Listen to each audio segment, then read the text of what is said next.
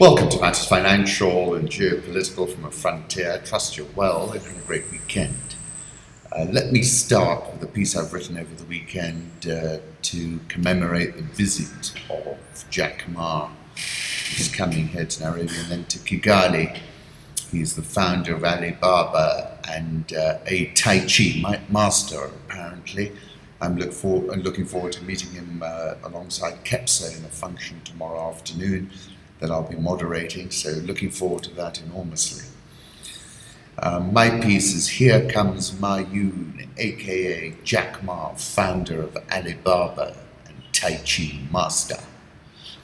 I've spoken about foot traffic before and how important it is for each and every country in this 21st century of ours. And you have to admit that Nairobi gets more than its fair share. The elf-like Jack Ma arrives this week in Nairobi under the auspices of UNCTAD and its mercurial Secretary-General Dr. Mukisa Gituyu. Jack Ma's story is a remarkable one. Jack learned English by offering his services gratis to English-speaking tourists. He was rejected by Kentucky Fried Chicken. I even went to KFC when it came to my city. 24 people went for the job. 23 were accepted. I was the only guy. It took Jack 4 attempts to pass his Chinese entrance exams.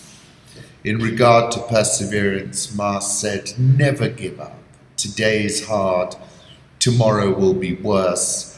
But the day after tomorrow will be sunshine. If you give up tomorrow, you will never see the sunshine. He has also said, we will make it because we are young and we will never give up. The average employee's age at Alibaba is just 27 years old. If you don't give up, you still have a chance. And when you are small, you have to be very focused and rely on your brain, not your strength. In 1994, Ma heard about the internet. In early 1995, he went to the US, and with his friend's help, he got introduced to the internet. During his first encounter, he searched the word beer. His dream was to set up his own e-commerce company. In 1999, I gathered 18 people in my apartment and spoke to them for 2 hours about my vision. Everyone put their money on the table, and that got us $60,000 to start Alibaba. I wanted to have a global company, so I chose a global name, he has said. Today, Jack Ma's Alibaba has a market cap of $388 billion, 7 times Kenya's GDP. And Trillion Who, Alibaba's online transaction volumes exceeded 1 trillion won. Ma is currently the richest person in Asia and the 14th richest in the world, with a net worth of $41.8 billion as of June 2017. There are 100 million buyers on the Alibaba platform. The reason why this visit is so important is because Jack empowered SMEs. He created a platform for them to transact with each other and the world. Jack Ma said this about taking action and risk. If you don't do it, nothing is possible. If you do it, at least you have the hope that there's a chance. On competition, if eBay are the sharks in the ocean, we, Alibaba, are the crocodiles in the Yangtze River. Never fight in the ocean. Let's fight in the Yangtze River. In response to Alipay being called stupid by banks and others, Ma said, a stupid thing, if you improve it every day, it is going to be very smart. Ma's vision, according to his assistant, is that one day people will remember him above all as a Tai Chi master. My dollar's worth is this, Jack. Africa is just as blank a canvas as the internet was the day you typed in beer. By the way, the first thing that most people do when they access the internet is type in their name. Africa is at a similar inflection point. Come and paint big. For centuries, everyone looked at Africa for what can be dug out of the ground, but the real economic value is in the human capital that walks on the ground. Alibaba was all about unleashing e-commerce amongst as many people as possible. Come, unleash our most valuable resource, our human capital. And finally, Africa is younger than the average age of Alibaba's employees. Just imagine if Jack can open Sesame in Alibaba, Kenya and Africa. If anyone can, you, Jack Ma, can. Welcome to Nairobi, Jack. Macro thoughts, sterling printed a 2017 high above 131. We've slid off to 130.80. Talk of a leadership challenge at the top in the Conservative Party. And if that does happen, it's going to open the door wide open to Jeremy Corbyn. Take a look at this. Inflation sliced all different kinds of ways, all going in the same direction, down. Bitcoin is on track for its biggest weekly decline since March. This is from Bloomberg Markets. I did say to take profit a while back, you will recall. So basically, cryptocurrencies as an asset class are having their own financial crises. Market cap now down a whopping 45% within weeks. That's from JS Blockland. And then if you're interested in diving more deeply into all the cryptocurrencies, take a look at this link, Cryptocurrency Market Capitalizations. Home thoughts, I like this from a previous alumni of Mindspeak, January Makamba, 360-degree view of the top of Mount Kilimanjaro. The beauty of glacier in the tropics is disappearing. We must do something. It's a 2-minute video, do take a look. Spectacular sighting this morning of new males crossing the river in the Samburu. This is Iwaso lions. Take a look. Pretty amazing. Of course, we saw those 3 lions that had come up from Lewa. Winnie the Pooh is reportedly blacklisted by China. And, took me back to some quotes. I used to believe in forever, but forever's too good to be true, said Winnie the Pooh. Take a look at this interview. Jack Ma being interviewed by Charlie Rose at Davos 2015. And then I like this photograph by Paul Klee, Ad Parnassum's son, 1932. President Kagame has been on the campaign trail and in Gisagara. He told voters, join me to fast-track development. They achieved their goals on the ground. America didn't protect Iraq, they just toppled the regime and handed the country over to Iran. Indeed they did.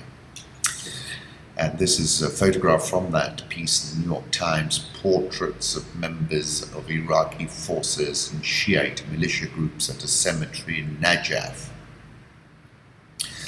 I still find that comment by Liu Xiaobo very powerful. Even if I'm crushed into powder, I will embrace you with ashes, he said. And we learned that the ashes of the Chinese Nobel Peace Prize-winning dissident Liu Xiaobo have been scattered at sea. A close friend described the sea burial as an attempt to make sure that there was nothing to remember him by on Chinese soil. Trump family consumes the nation's attention with its colossal self-absorption and ethical delinquencies. The temperature keeps rising. This is David Remnick. In the flip counties, Trump's job rating stands at just 44%. And this is the problem. If that slips any further, that's when I think the Republican Party starts to panic. Facts do not matter. Facts do not exist. Reality is a liar and information is your enemy. Australia's foreign minister suggests President Trump would not love to hear what women say about his physique. A report has come out which is saying that the UAE arranged for the hacking of Qatar's government sites, which sparked the diplomatic row. And this is why the US has been rowing back from support of that particular coalition of the recalcitrants. The UAE arranged for Qatari government social media news sites to be hacked in late May in order to post fury but false quotes linked to Qatar's emir, prompting a diplomatic crisis, the Washington Post reported on Sunday, citing US intelligence officials. Okay, let's move on to international markets. China's economy grew 6.9% from a year earlier in the second quarter, beating estimates.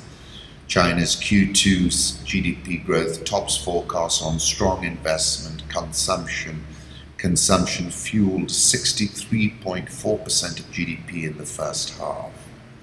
Currency markets: euro dollar 114.44, dollar index 95.19, dollar yen 112.60, Swissy 0.9645, the pound coming off a little bit 130.83, the Aussie 0.7811, Indian rupee 64.355, South Korean won 11.2750, Brazilian real 3.1826, and the Egyptian pound 17.9795. South African rand has been firming as the dollar's been sold off. We're now at 13.0348. With the rand, the top of the range is 12.60. If you want to short it, try and get it closer to that level. Dollar index, I'll put up a 1-year chart. What's clear to me is we're going to that old target that I put out there a while back, which is 93.50. Euro dollar 114.43. I'm looking for it to get to 117.50. Valuations of US stocks are approaching statistically abnormal levels, as David Inglis, look at the chart he's posted.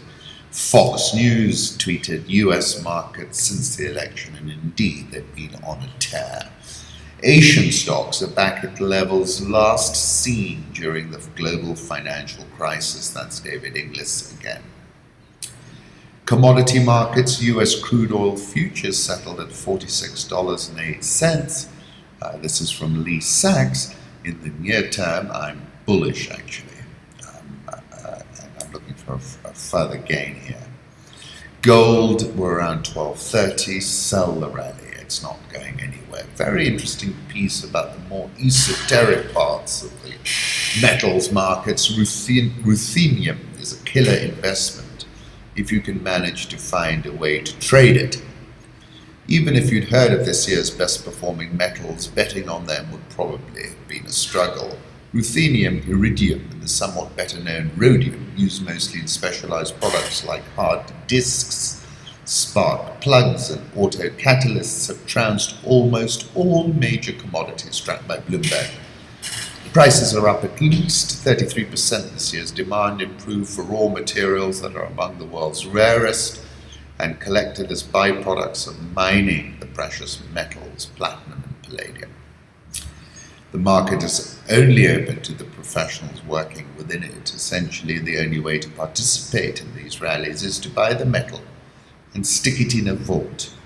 And even then, you may not be able to find someone who'd buy it back. Let's move on to Africa. Peak population in need of emergency food assistance. FuseNet all over Africa. Afro-visual data. Urbanization, household consumption per capita, and GDP per capita. Interesting chart there as well. South African all share. It's up 5.81% year to date. Dollar versus rand. Last time I checked, 13.0348. In between that range of 12.60 and 13.40. Egyptian pound, last trading at 17.9795. Well supported here. Nigerian military dismisses speculation of coup plot. The very fact that they felt it necessary informs us that there's more to this than might appear at first glance. Nigerian armed forces dismissed speculation that there's a plot to topple the country's elected government and reaffirmed its subordination to the civilian authorities. The military has no intention of truncating democracy and will continue to carry out its constitutional roles as directed by the Commander-in-Chief. Army Chief of Staff Tukur Buratai said in May that some individuals were approaching soldiers to discuss a plot and warned that they should desist. Buratai's statement in May was a normal service administrative caution to officers and men that was issued by the army on relationships between service personnel and civilians. I wrote about Nigeria saying it had entered a Yaradua deja vu wormhole. Go and look up what happened with Yaradua. Nigerian oil share up 23.77%. That went bullish all of a sudden a couple of months back. Ghana Stock Exchange is up 23.52% year to date. The head of the South Sudan State Television was arrested. His wife told Reuters on Saturday after failing to carry a live broadcast of President Salva Kiir's speech during Independence Day celebrations. Acacia Mining has updated as of the 14th of July on new legislation in Tanzania. Acacia notes the publication in Tanzania's official government gazette of new legislation governing the natural resources sector. Of the legislation passed, the Written Laws Miscellaneous Amendment Act, being an amendment to the 2010 Mining Act, is now in force and is being applied by Tanzanian authorities. Acacia continues to monitor the impact of the new legislation in light of its mineral development agreements with the government of Tanzania. However, to minimize further disruptions to our operations, we will, in the interim, satisfy the requirements imposed as regards the increased royalty rate applicable to metallic minerals such as gold, copper and silver of 6%, increased from 4%, in addition to the recently imposed 1% clearing fee on exports. I wrote about this the previous weekend, and I said Tanzanian mining sector, other than those like Acacia, who are in situ, is now shuttered. The Atlantic to Kinshasa, a journey on the Congo River. This is from Al Jazeera English. Take a look, it's rather good, saying that the River Congo has always inspired reverence. Our River Congo spills violently into the ocean, which is unable to stop its passage. River Congo discharges 50,000 cubic meters of water per second into the Atlantic Ocean, he says. I've been reading a lot about Congo, all these travel books I found in the Lithaiga library. Well worth reading that article, and this is an abandoned watchtower, Bulambemba Island from Congo's colonial days. Kenya, this election is going to be won on turnout period, says Duncan Odoyo. Whichever side does a better job in mobilizing its base will win. A few more votes at each of the polling stations will make all the difference. Anthony Wambungu is becoming increasingly worried. With just a few weeks to go before Kenya's presidential and legislative elections, the coordinator for President Uhuru Kenyatta's ruling Jubilee Party in Kajiado County fears defeat. The campaign is all wrong, the strategy is all wrong, he says. Senior party officials are keeping all the resources to themselves. We keep telling them we have the votes here, but we don't have the people to bring you the votes. There's a lot of criticism about the ruling party's campaign. The president has been, rallying every single day, but one senses that, he hasn't got the control over the people underneath him that he really needs. And that was evidenced in the response to the food problem, where you had people racketeering as opposed to delivering food at the price to the people in order to lance that boil, which is something that the opposition candidate has really worked on. Kenya's election will cost close to $500 million, one of the most expensive elections in the world, according to Mo Dewji. And I wrote about this on the 3rd of July when I spoke about the political economy here in Kenya is supersized in relation to the size of the real economy.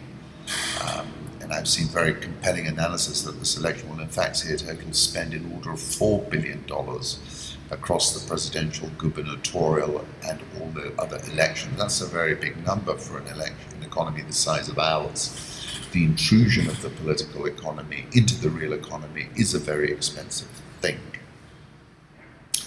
I said the real economy needs a transparent process, a first round result, and a gracious loser. That's the ask. Kenya Airways announced an extraordinary general meeting. Those items are actually up on the website if you want to go and have a look. There's a public announcement and giving details of what they are proposing. Namaisa tweeted to Nakamat, "Do you now have eggs?" That, I'm afraid, is in a death spiral.